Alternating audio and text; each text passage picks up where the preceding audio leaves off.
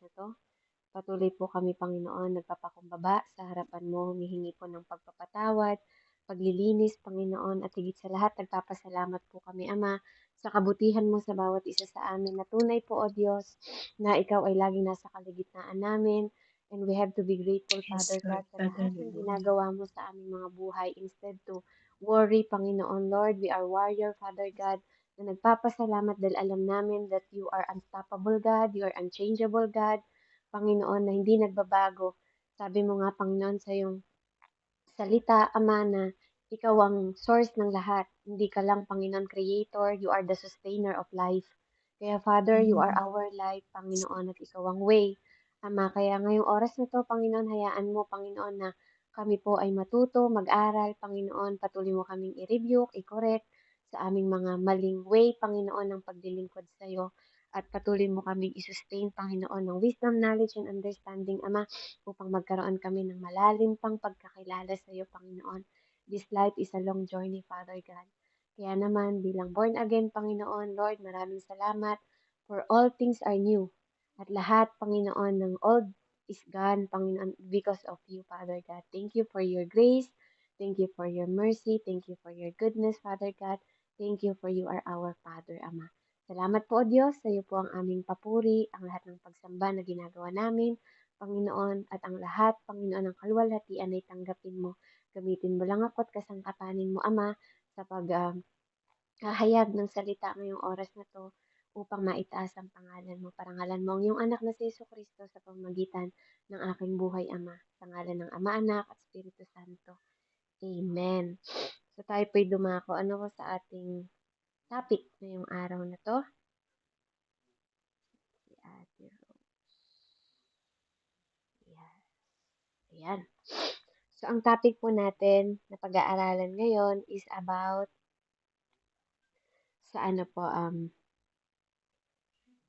kung paano po tayo magpe-prepare ng mission natin. Amen? Kasi sa buhay na to, marami po tayong mga pinagdadaanan. Sabi nga dito, maraming bagay ang maaari pong magnakaw ng ating kaligayahan. Na po? Kaya pag-uusapan natin kung paano natin iingatan. Na po? Isa na dito, ang legalism. Na po? Yung parang formality. Ang legalism ay isang tendency na madagdagan ang na magdagdag ng kautusan o patakaran na higit sa sinasabi ng ating Panginoon, no po, lalo na po sa ating mga church, at pinaniniwalaan mo na requirement ito ng Diyos sa iyo. Halimbawa, sinabi po dito halimbawa na kung tayo daw po ay nanay, minsan may mga church na nagsasabing kailangan ng nanay na maging masinop, masarap magluto, at maging magaling sa gawaing bahay. No, pag ganun daw po ang ugali mo, magiging best ka na nanay. Oo, tama naman po yon. Pero, di ba, hindi naman po talaga yon nakalakip na po sa kautusan ng Panginoon. At bilang mga binigyan po ng binigyan tayong ng karapatan na ah, maging nanay ng Panginoon. Ano po, ang atin pong papel bilang nanay ay mag-glorify po natin ang Diyos. Na po, yung pong iba na yon is karagdagan na lang no, na dapat nating maging katangian bilang isang mabuting Kristiyano. So, syempre, pag mabuting Kristiyano ka, masino po tayo sa bahay, di ba, minamahal natin ng tapat yung ating mga asawa, no po, at pati pagluluto, mga extra na lang po yun. Pero ang totoo po, di ba, sabi nga sa lahat ng bagay, ang pinakamahalaga lang naman, mag-glorify natin ang Panginoon. Maganda kung ganun po yung mga katangian natin. Pero minsan kasi, parang nagiging legalism na lang, na parang hinahanap tuloy ng mga ibang tao na paano pag hindi ka marunong magluto, hindi ka na pa pwedeng maging nanay? Di ba?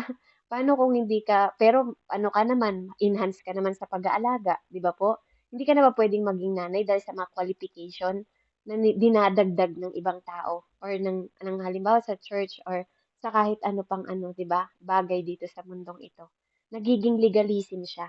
No, kumbaga sa nagiging religion, parang gano'n, nakakasanayan, ano. Minsan po, no, sa pagkakaroon din ng tunnel vision, sabi niya dito, halimbawa, nakatuon lang daw ng pansin natin sa problema gaya ng mga bayarin, deadline, trabaho, 'no po, o kaya halimbawa may diagnosis ka o sakit ka 'no po sa doktor at nawawala yung joy mo 'no, nate-take away yung joy na dapat pong nararanasan niyo. O kaya sabi niya kung may panandalian pong kaligayahan, halimbawa yung mga bagong sasakyan, bagong bahay, bagong kaibigan, 'di ba po, malalaking promotion, 'di ba, or sa trabaho, kung ikaw ay nagtatrabaho sa opisina, ito po. At, minsan po ano, 'pag nadismaya tayo, kalaunan nawawala yung ating joy. Ano po, nawawala yung ating ano, kalagalakan. Kaya o kaya 'pag nasira na yung sasakyan, 'di ba, yun yung tinatawag na mga panandaliang saya. Ano po, yun yung happiness. Iba kasi yung joy sa happiness. So, kaya po dito, ngayon sa pag-aaralan natin ano, aanuhin natin kung paano ba natin iingatan yung joy na po para ma-secure po natin sa ating pananampalataya na po. Kaya pag-aaralan po natin na wala po sa mahina ang pananampalataya o malakas ang pananampalataya mo para hindi ma-steal ang joy sa'yo. Kasi kapag tayo may Diyos po sa puso natin, ano, alam natin na mahal niya tayo at alam natin, inaayos natin kung saan tayo magpo-focus, kung saan natin ipo-focus yung ating isip, yung puso natin, no po, para maingatan natin yung ating joy o yung kagalakan. No po? So, there's difference between happiness and joy. So ang binibigay po sa atin ng Lord is kagalakan. Isa po 'yun sa part ng bunga ng banal na espiritu. No, bunga 'yun ng banal na espiritu na regalo rin po ng Panginoon sa atin. Amen. Kaya makikita natin 'yun sa Galatians 5:23, no, 22-23, nandun po 'yung kagalakan. So ngayon, how to overcome joy robbers. 'Yun po ang pamagat ng ating yun po yung tanong ng ating pag-aaralan sa ngayon, 'no? Kasi habang inaaral natin o habang tayo po ay nandito sa sanlibutan, 'no po, tayo ay tinuturuan ng Panginoon na magkaroon tayo ng joy, 'no, habang tayo nabubuhay. Na kung paanong nagagalak ang Panginoon, gano'n din tayong nagagalak. Pero paano mo yun iingatan? Paano mo iingatan na hindi manakaw sa'yo yung joy na yun? No, yun po yung pag-aaralan natin. So, ang first point natin dito po ngayon ay be watchful. Maging mapagmasid ka daw. No po, sabi sa Pilipos 4:5, ipadama ninyo sa lahat ang inyong kabutihang loob. Malapit nang dumating ang Panginoon. No, sabi niya po dito, no, ang ibig sabihin po nito, kailangan maging mapagbantay tayo. Yun nga po, sa English, sinabi niya, maging watchful ka. Na po, dahil kung alam po natin na babalik at darating ang pagbabalik ng Panginoong Hesus, no, sisiguraduhin mo dapat na ginagawa mo sa bawat araw, no po, yung agenda ng Panginoong Hesus sa buhay natin. Kung sa bawat area ng buhay mo, no po, maging sa ministry mo, maging sa trabaho, o ano man yung pinagsisikapan natin sa buhay natin na nilalakipan natin ng mga aksyon at desisyon na po dapat lagi po tayong naka-align sa kalooban ng Panginoon. Na po hindi mahalaga kung nasa trabaho ka, hindi mahalaga kung nasa loob ka ng ministry, na po nasa paglilingkod ka, 'di ba, sa mga amo mo, sa ibang tao, even po sa mga unbelievers, ano po, at believers, napakahalaga na lagi nating isinasaalang-alang yung paglilingkod na para maluwalhati. Kaya nga 'di ba sinabi sa Colossians 3:23, everything you do, no, do it for the glory of God. Meron din sinabi ang Panginoon sa Corinthians na kahit umiinom ka lang ng tubig, 'di ba dapat napaparangalan natin ng Panginoon. We do it for the glory of God. Because every day is part of our worship. Pagising mo na umaga, 'di ba? Kung sino yung mga taong nakakasalamuha mo, hindi mo man yan ka kasama sa pagiging Kristiyano, mga unbelievers man 'yan, dapat nararanasan ng mga tao na 'yan yung presensya ng Panginoon, 'no? Yung presensya niya tuwing nakakasama tayo ng mga tao, 'no, mga mahal natin sa buhay, mga kaibigan natin, 'no po, dapat nagiging testimony natin, 'no po, yung ating paglilingkod. Sa pamamagitan ng pang-araw-araw na buhay natin, sinisikap natin na maging matiyaga sa kanila, 'no po, maging maging faithful tayo, maging honest tayo sa mga ginagawa natin, maging mapagpasensya tayo, 'no po. Kasi Part 'yun ng ating testimony, 'no? Kasama sa pagiging, sa testimony kaya tinawag na testimony 'yan laging may test, 'no? Kaya 'pag pag na-o-overcome mo yung testimony ay yung test na 'yun kaya siya tinatawag na testimony. For example, sa mga amo ninyo, 'di ba, alam ko kung anong pakiramdam, hindi madali, 'no, magkaroon ng pagtitimpe sa mga amo natin kasi kailangan mo talagang ipairalin yung patient. Kaya nga sa bunga ng banal na espiritu nandun din yung patient, eh. Pero kung napapansin ninyo, nauuna lagi yung love. 'No, hangga't hindi natin natatanggap yung pag-ibig ng Panginoon, mahirapan tayong magkaroon ng patient at magkaroon ng joy, 'no po, sa lahat ng tao sa paligid natin. Kaya napakahalaga na maranasan muna natin pagmamahal ng Panginoon, kasi paano mong ibibigay yung bagay na wala ka? Paano mo siyang mapaparangalan kung alam mong yung pagmamahal na unang napakahalaga na pwede mong ibahagi sa iba para magkaroon ka ng patient, para magkaroon ka ng joy, 'di ba, na ibibigay sa kanila kung wala yung quality na yun sa sarili mo? Paano mo ma paano mo bibigyan ng halaga yung quantity ng buhay mo o paano mo magkakaroon ng meaningful na buhay. Kasi sa buhay na 'to, naku hindi patagalan, hindi pahabaan ang buhay sa mundo. 'No, ang buhay sa mundo, 'no po, para maging watchful ka, 'no, lagi mong iisipin sa bawat araw nga na feeling mo ito yung huling araw, 'no? Gawin mong meaningful. Pa-meaningfulan ng buhay, hindi pahabaan. Kasi kahit binigyan ka ng mahabang buhay kung di mo naman ginamit ng maayos, 'di ba? Hindi mo naman naparangalan yung Panginoon, ano pong sense, 'di ba? Anong silbi ng buhay kung hindi ka naging productive, hindi ka naman naging effective, ano po? Hindi naman naging hindi naman nagkaroon ng quantity, 'di ba? Yung quality ng pamumuhay mo sa mundong ito or hindi naman nagkaroon ng quality over quantity, 'di ba? Parang gano'n. Kaya mahalaga 'no, napakaimportante po 'no, na sino-sort natin at nagiging watchful tayo, ine-evaluate natin yung bawat, ginagawa natin sa bawat araw, pakikisama natin 'no, at saka yung ating pagmiministeryo sa iba't ibang tao kasi it is called ministry, it's called worship.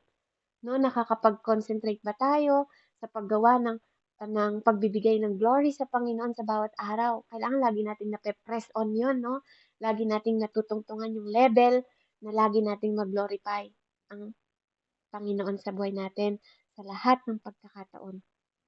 Kaya bumalik man anytime ang Lord 'no, 'pag lagi mo kasing iniisip na, "This is my last day." 'No, hindi ka na mag-iisip na magalit pa sa tao. Hindi ka na mag-iisip na tanggalin yung power ng peace, 'di ba, sa buhay mo. Bakit mo hahayaan na nakawin ng mga tao yung kagalakan mo kasi you have the right to choose every day. Paggising mo sa umaga, maraming battle, 'no? Maging watchful ka, 'no? Lagi mong isipin na walang taong puwedeng makapagnakaw ng kagalakan mo kung hindi mo ipapanakaw sa kanila.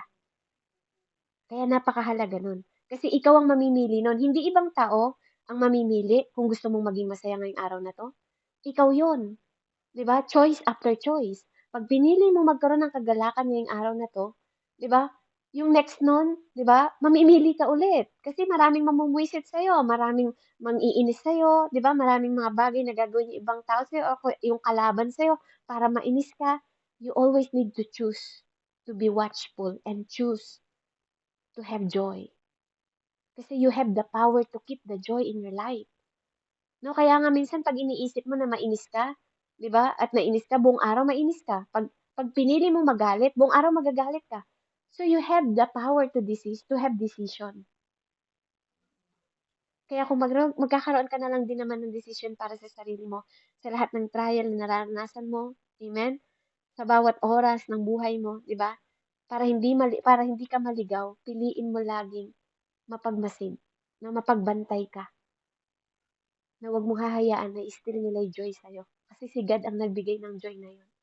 And there's no more powerful na po kung iingatan natin yun. Amen?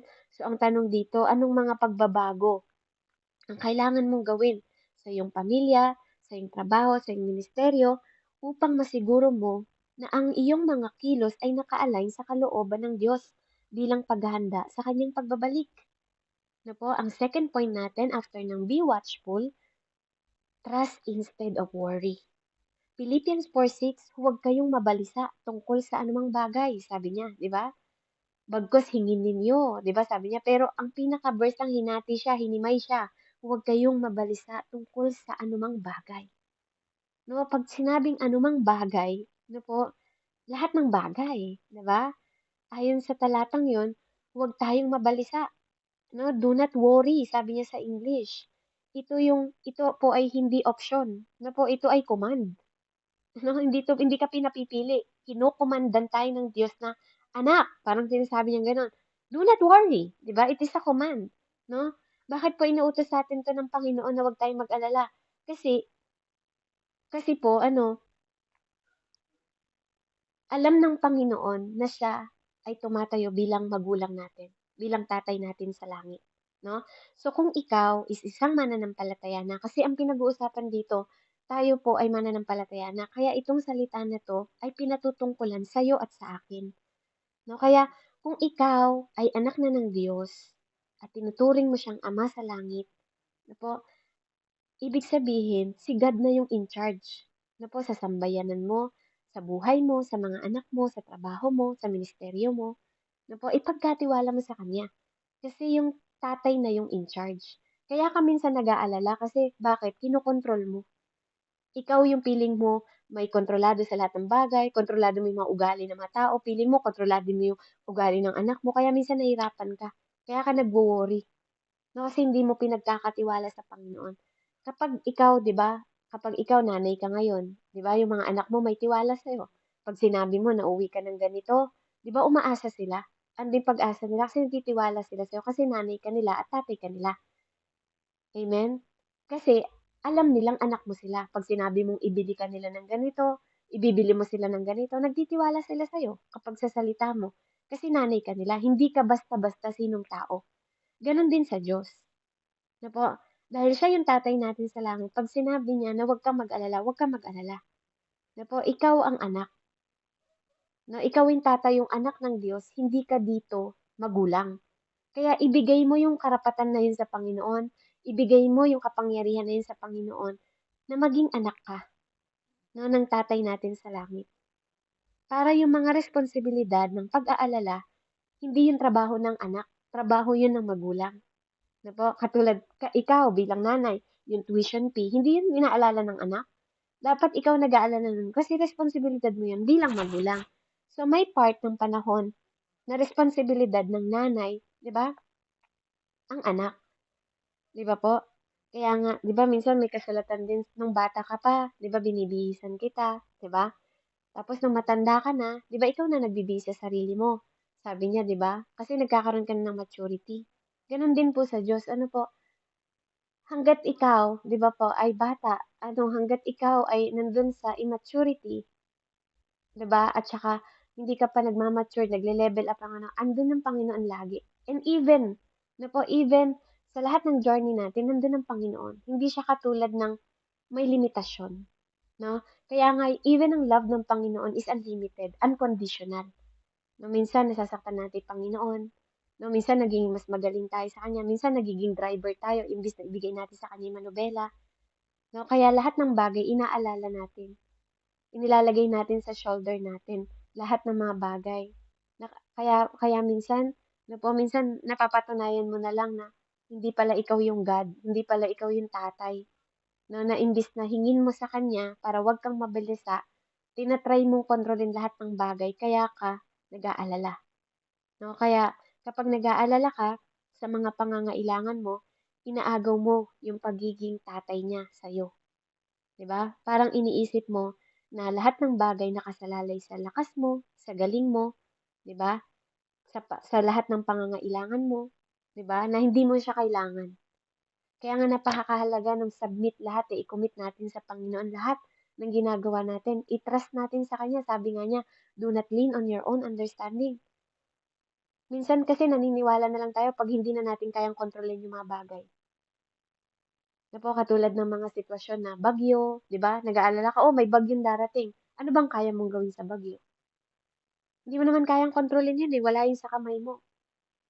Amen? Tapos nag-aalala ka, 'di ba? Nananakaw yung kagalakan mo, nananakaw yung imbis na imbis na maging warrior ka, 'di ba, imbis na lumuhod ka sa Panginoon, imbis na manalangin ka sa Kanya, punong-puno ka na ng pag-aalala.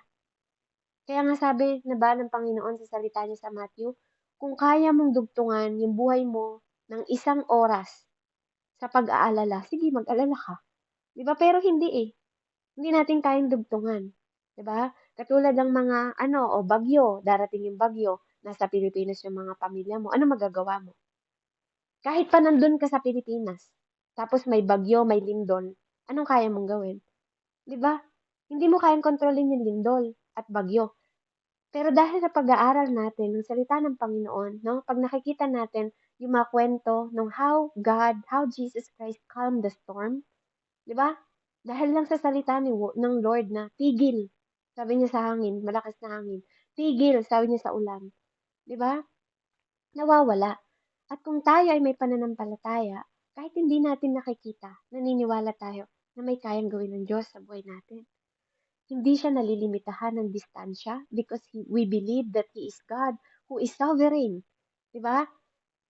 Omnipresent siyang Diyos. Kaya kahit nasa Pilipinas ka, pwede kang sa pamamagitan ng panalangin, nagiging warrior ka. Sa pamamagitan ng pagdulog mo ng panalangin, lumuluhod ka, imbis na mag-worry ka sa Diyos, yung battle mo, nilalagay mo sa panalangin. Kasi alam mo that He is God na sovereign, na mawawala ang lahat ng pag-aalinlangan mo, pag-aalala mo sa pamilya mo kasi sabi ni Lord, I will never leave you nor forsake you. 'Di ba? Says the Lord, sabi niya. Tapos yung mga tuition, pag-aaral ng anak mo sa hinaharap, nag-aalala ka na ngayon, hindi pa nga college yung anak mo, nag-aalala ka na. Pero sabi ni Lord, I have plans for you. 'Di ba? Plans to prosper you, not to harm you, but to give you life in future. 'Di ba? Sabi niya, may plano ang Diyos sa'yo. Kung may plano siya sa'yo, may plano rin siya sa anak mo. 'Di ba? Kaya ang ituturo natin sa kanila, sa murang edad nila, magtiwala sila sa Panginoon. Kasi He is omnipresent God. Hindi katulad natin, tayo limitado. Pag nasa US ka, pag nasa Israel ka, pag nasa Middle East ka, 'di ba? Hindi mo kayang alagaan ng mga anak mo. Pero sabi ni Lord, hindi maikli ang kamay ko. 'Di ba? Para hindi ko abutin yung mga anak mo. 'Di ba? Hindi maikli hindi maikli, 'di ba? Hindi nalilimitahan ang kapangyarihan niya because He is rich by His glory, 'di ba?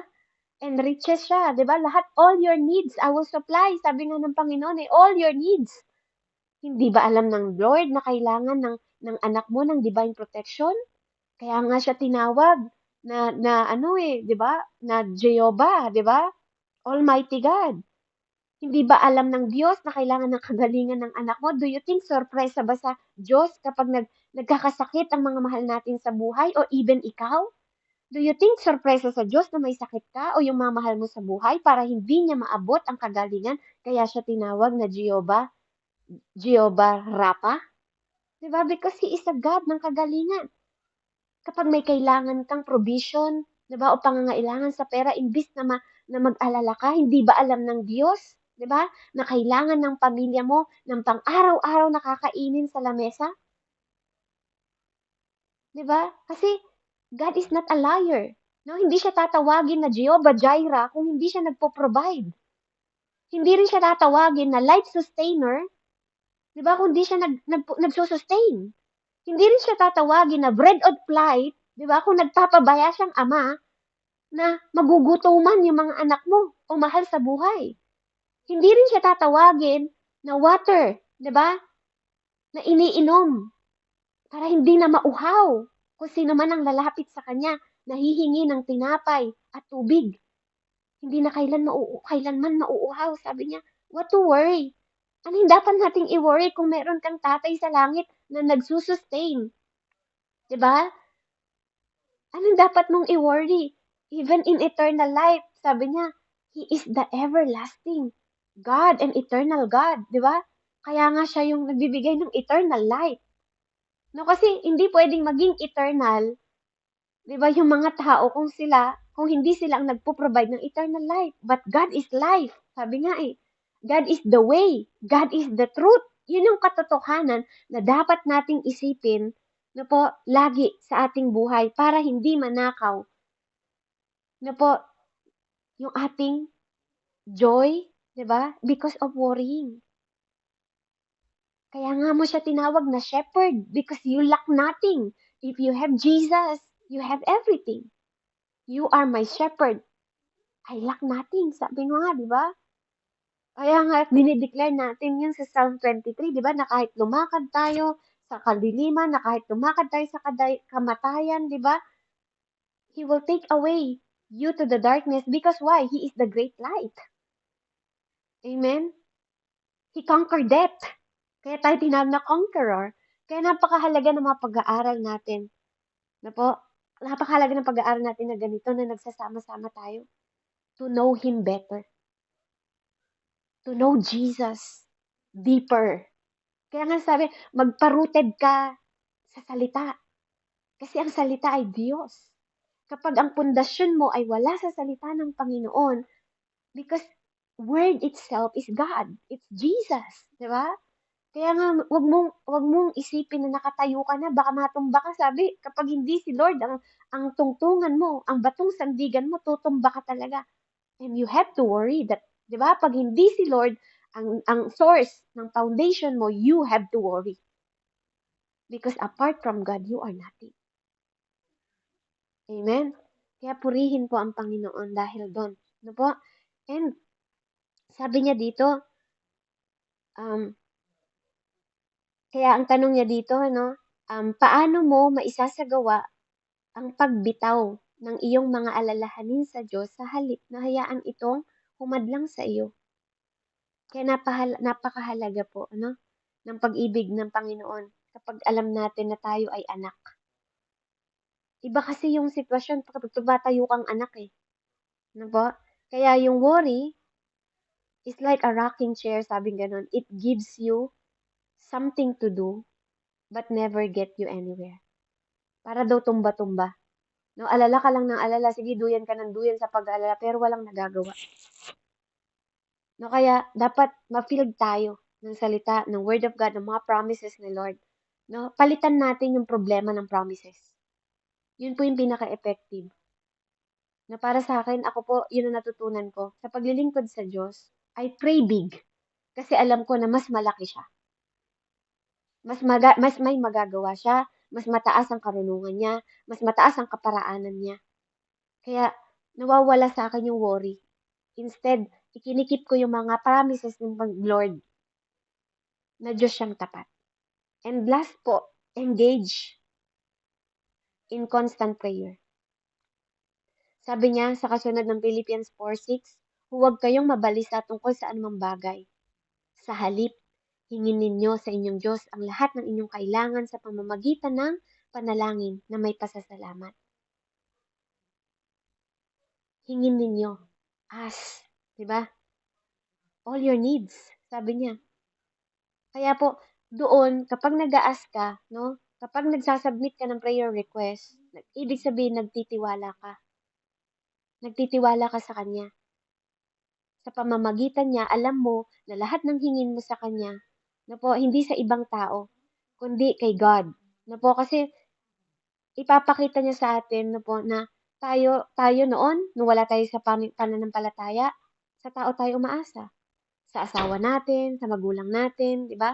Sa mga kaibigan natin, sa boss natin. Yun yung connection natin. But since we have God, di ba? Since we have God, we have relation na sa tatay natin.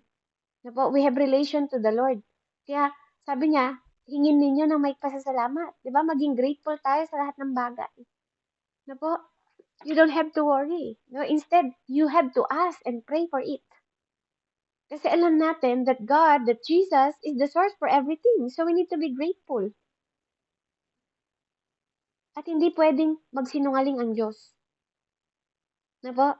Pangalawa, hindi mo lang makikita na nagtitiwala ka tuwing nagsasubmit ka sa Kanya. Yung trust mo, kapag nananalangin ka, ibig sabihin that is trust. So, ibig sabihin, baligtarin natin, kung hindi ka nagsasubmit ng panalangin mo sa Kanya, mayabang ka.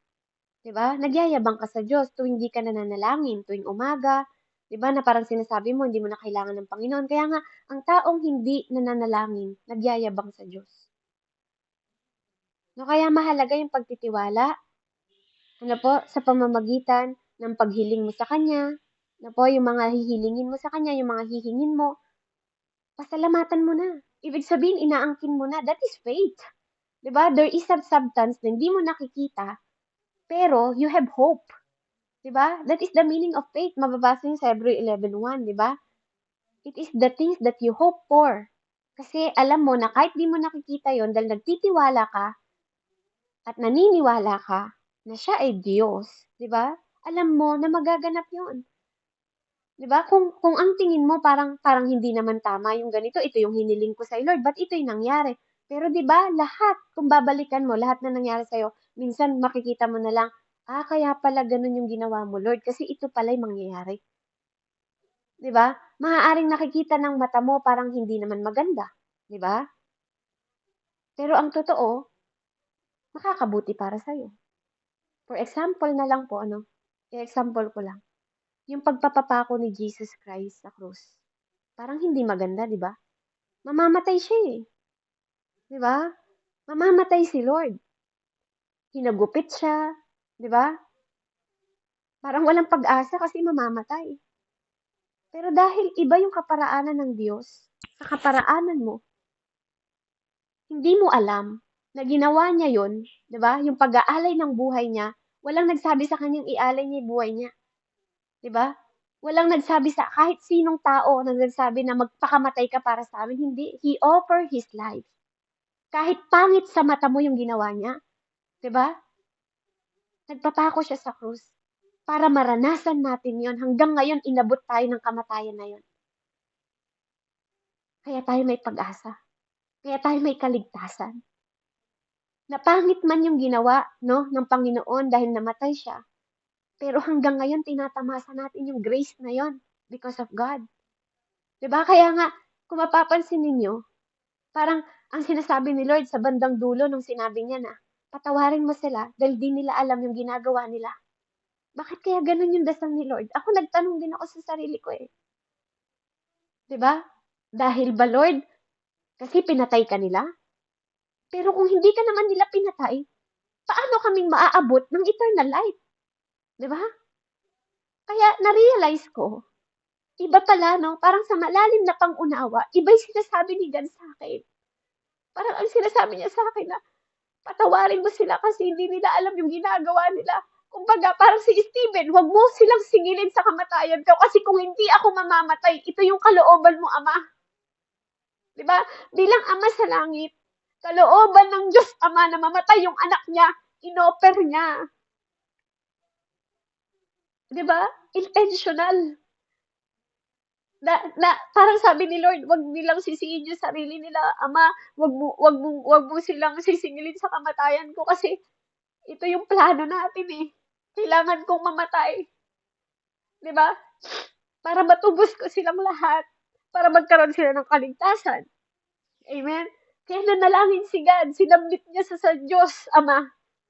Sabi niya, patawarin mo sila kasi hindi nila alam yung ginagawa nila. Amen? Maaring pagkatapos nun, nagsisisi ibang tao kung bakit nila pinatay si Lord, si God. 'Di ba? Pero yun yung nakalagay. 'Di ba? Kailangan niya mamatay para magkaroon ka ng hope, para magkaroon tayo ng eternal life, para magkaroon tayo ng buhay na masagana, para malinis tayo sa lahat ng ating mga kasalanan. 'Di ba? Kaya ganun na lang yung panalangin ng Lord. Even si God, nagsasubmit siya sa God the Father. Ganun din tayo. Hindi maaalis sa atin na may mga bagabag tayo sa buhay. Pero sabi ni Lord, I am your God. 'Di ba? I have mighty power. 'Di ba? Mababasa niyo 'yun. Kaya nga sinasabi niya sa Ephesians 6:10, be strong in the Lord, 'di ba? Maging malakas ka para sa Diyos, 'di ba? Because what? He is mighty. May mighty power siya to help you. Kaya sa pamamagitan ng panalangin po, ano lahat ng hinihiling natin, 'di ba may pasasalamat agad? Halimbawa may sakit yung anak mo, Lord, salamat kasi ikaw ang Diyos ko. No, hindi katulad ng kapitbahay ko o kaibigan ko, 'di ba? You are unchangeable God. You still the God who healed yesterday, who heal noon, mag-heal ka pa rin ngayon. Salamat at haplusin mo yung anak ko. Ganyan yung faith, 'di ba? Lord, salamat kasi iingatan mo sila kahit malayo ako sa kanila. Lord, salamat, 'di ba? That's faith. Kasi nag-iiba yung prayer mo pag ganun yung prayer mo, eh. Lord, salamat kasi pinagaling mo na ako. Kahit alam mo na may sakit ka pa. Because that is written. 'Di ba? By the stripe you are healed. It is past tense. Healed. May ed yun. Tapos na. 'Di ba? Kaya dapat agreement na lang yung nasa atin tuwing nagpe-pray tayo. Amen? Kaya napakahalaga po na ng panalangin because it is our communication to the Lord. Walang ibang daan ng komunikasyon natin sa Kanya. Being dad, being father natin sa bilang manggagamot, bilang dakilang manggagamot, 'di ba? Bilang kaibigan.